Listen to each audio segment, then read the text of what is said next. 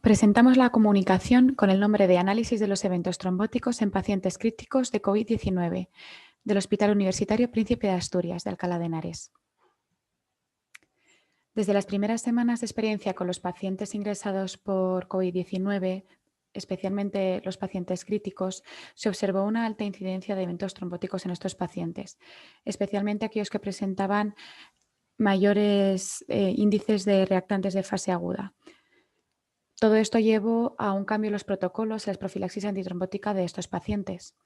Por tanto, nos ha parecido interesante realizar un estudio para determinar la incidencia, comportamiento analítico, así como la repercusión en estancia media y mortalidad de los pacientes críticos por SARS-CoV-2 que tuvieran eventos trombóticos. Se trata de un estudio retrospectivo observacional en una UCI polivalente de 36 camas, recogiendo a los pacientes que ingresaron por neumonía grave por SARS-CoV-2 desde el 6 de marzo hasta el 21 de abril de este año. Excluimos los traslados. Recogimos los datos demográficos de los pacientes, días de ingreso en UCI, datos de laboratorio principales, complicaciones trombóticas y mortalidad.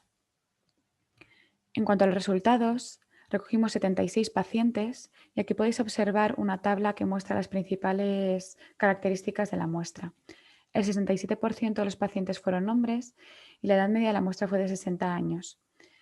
En cuanto a los principales parámetros inflamatorios que recogimos, a reseñar que recogimos el peor valor de cada uno de los pacientes y con ello realizamos la media de cada parámetro, resultando en 202 miligramos litro de PCR máxima, en cuanto a la ferritina de 4004, un fibrinógeno de 657, una IL-6 de 636 y un dimiedro D de 24,3. A reseñar que en nuestro laboratorio el rango de normalidad es menor de 0,5 miligramos litro. En cuanto a los eventos trombóticos, 18 pacientes presentó un evento trombótico, que esto es el 24% de la muestra total. Y fallecieron 34 pacientes, que esto es una tasa de mortalidad del 44%. En cuanto a los eventos trombóticos, 16 pacientes presentaron tromboembolismo pulmonar y 2 trombosis venosas profundas. Si comparamos los pacientes recogidos en el grupo que presentó trombosis y el grupo que no presentó trombosis, la estancia media fue mayor en el grupo de trombosis, siendo de 23 días respecto a 16 días de media sin significación estadística. En cuanto a los reactantes de fase aguda, sí es cierto que todos ellos, si no consideramos el dímero D como reactante propiamente dicho, presenta una mayor elevación en el grupo de trombosis que en el que no, siendo esta ínfima la diferencia, sobre todo en la PCR y muy pequeña en la IL-6, pero sí reseño en amarillo la ferritina, ya que hay una gran diferencia, aunque sigue siendo estadísticamente no significativa. También resalto en amarillo precisamente el dímero D porque el máximo dímero D de cada paciente recogido en media fue mayor en el grupo sin trombosis. Y por último, también es llamativo que se produjo una mayor mortalidad en el grupo que no presentó trombosis.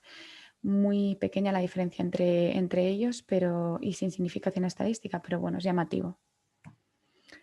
Por tanto, para concluir, quería resaltar que en nuestra muestra no hemos encontrado relación entre la elevación de parámetros inflamatorios y la aparición de eventos trombóticos de forma estadísticamente significativa. Lo mismo ocurre, aunque no está escrito, con la estancia media. Y por otro lado, que se produjo una mayor mortalidad en el grupo sin trombosis, sin significación estadística. Lo que nos ha llevado a pensar un poco sobre los resultados de este estudio. Queremos recordar que tanto autopsias como angiotac, por un lado autopsias no se realizó ninguna en esta muestra y angiotac muy pocos debido a la grave situación desde el punto de vista respiratorio de los pacientes, por lo que es una alta posibilidad o probabilidad la de que hubiera pacientes que fallecieron antes de poder ser diagnosticados. Si bien es cierto que se realizaron en muchas ocasiones ecocardiograma para observar la hemodinámica y el ventrículo derecho, sin embargo, hemos visto en varias series publicadas que en las autopsias realizadas en los pacientes fallecidos en unidades de críticos por neumonía por COVID-19 Si bien no presentaban varios de ellos TEP masivos, sí que tenían varios eventos trombóticos, incluido en el árbol pulmonar, que hubiera conllevado probablemente al final fatal de estos pacientes. Por lo tanto, ha sido algo a tener muy en cuenta. Muchas gracias.